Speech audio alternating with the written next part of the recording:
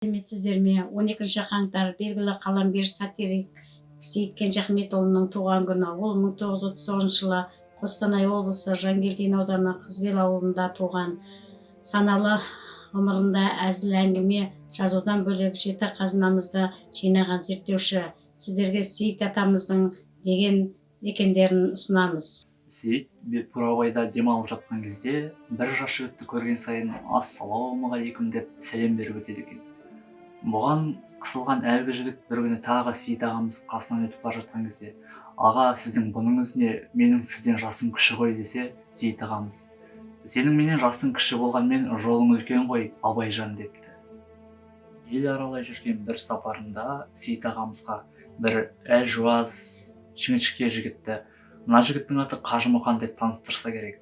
Сонда Сейіт ағамыз: «О қарағым, мынандай атты қалайша қорықпай, үрікпей көтеріп жүрсің» деп таң қалыпты.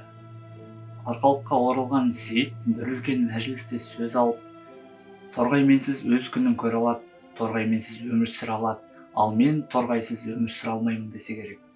Бұл сөздің мәнін түсінбеген біреу: «Байғұс-ай, күнін көре алмағандықтан еліне оралған екен-ау» деп күңкілдепті. Көңіл қойып тыңдағандарыңызға көп рахмет сіздерге.